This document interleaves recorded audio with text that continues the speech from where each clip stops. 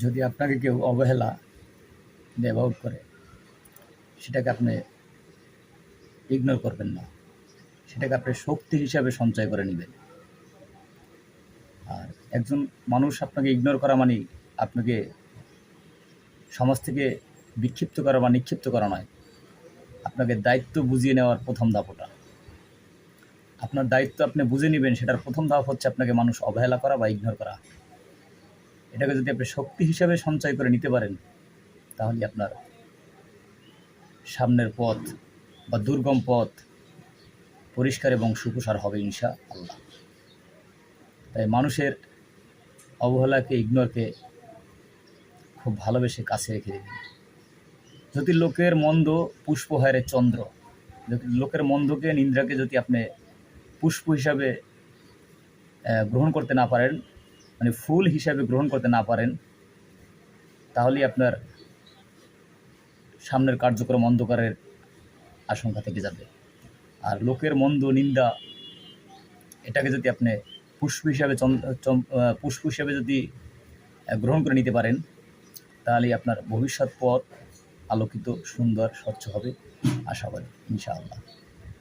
তাই চেষ্টা করবেন কারো বিক্ষিপ্ত কথায় আঘাত না পেয়ে নিজের কাজ নিজে, নিজের দায়িত্ব নিজে বুঝে নিয়ে সুন্দর ও স্বচ্ছ পরিসরে এগিয়ে যাওয়ার জন্য।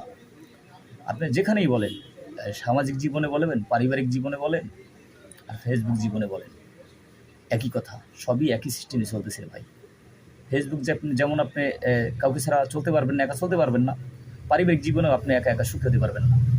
আর সামাজিক জীবনে তো আরও আগেই না। সামাজিক জীবনে চলতে হলে কারো সহযোগিতা, কারো সহমর্মিতা, কারো ভালোবাসা, কারো ভালো ডাক, কারো ভালো পরামর্শ, কারো দিক নির্দেশনা, কারো সহায়তা, সব কিছুর প্রয়োজন আছে। আপনি প্রত্যেকটা প্ল্যাটফর্মেই শুধু যদি ভেবে থাকেন যে ফেসবুক প্ল্যাটফর্মেই বুঝি একা একা চলা যাবে না আর অন্য সব জায়গায় সম্ভব, সেটা না।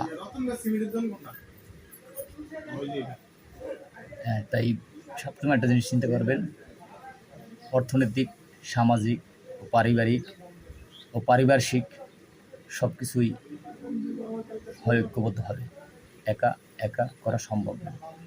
একজন বন্ধু নিপতিত থাকলে তাকে টেনে তুলে নিয়ে যাওয়া দরকার আমাদের সকলের।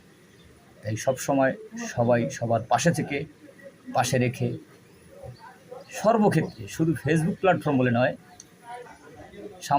সামাজিক মাধ্যমে বা আমাদের কর্মজীবনে, কর্মপন্থায় বা ধর্মপন্থায়, সব জায়গায় একে অপরের সহযোগিতাপূর্ণ হাত বাড়িয়ে সাথে রেখে, পাশে রেখেই চলতে হবে।